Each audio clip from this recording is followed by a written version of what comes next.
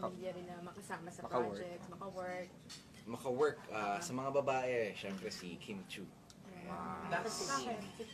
Si Kim, aside sa galing niya sa pag-arte, syempre, hindi rin naman, kumbaga, isa rin syempre yung kagandahan niya. At kumbaga, nakikita ko naman na parang mabait siyang artista. Napapanood mo ba si Kim sa mga shows niya nung wala ka pa dito? Yung iba, yung kung saan sila nag-start, tayong dalawa.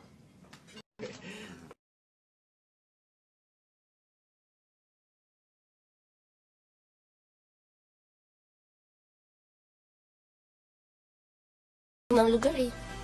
Minsan nag-aaral doon. Minsan nag-aaral sa Visayas. Minsan nag-aaral sa Mindanao.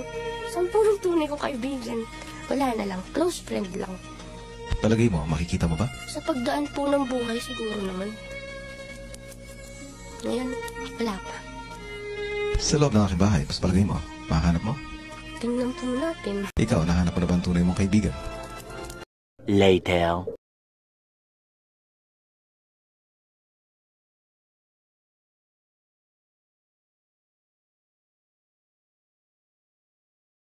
Formally, hindi pa, pero hi, hello sa bench. Bench fashion show.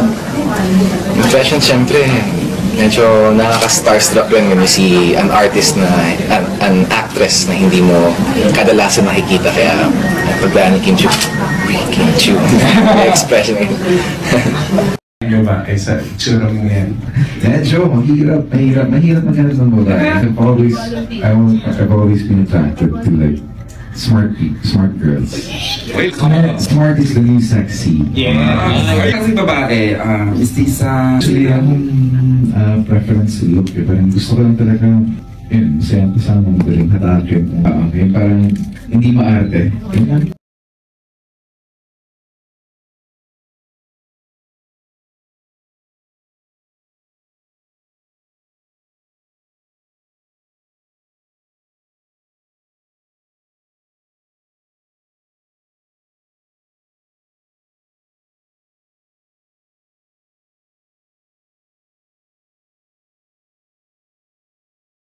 Proposal, may mga ganun na bang Ay, wala.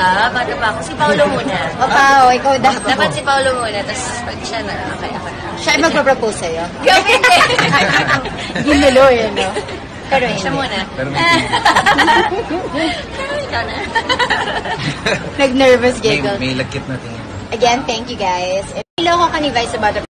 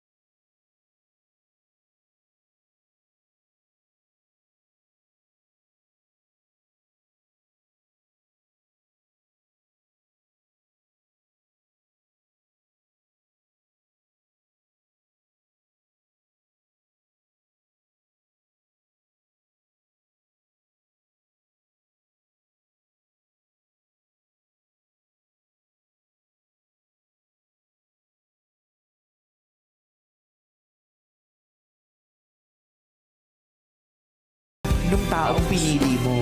Ang gandang tignan na nagkatagpo yung dalawang tao na pinili nila yung isa't isa. Pero ang pinakamasarap, yung kayong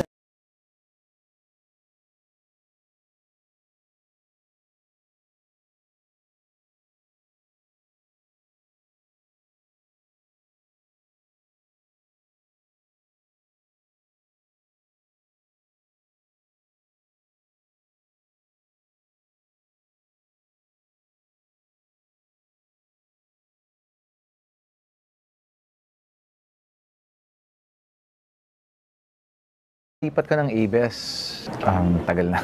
Pero parang na-mention ko na gusto kong makatrabaho si Kim. Dito na, after ilang years ba? 10, 12, or 15 years, nagkatotoo na rin.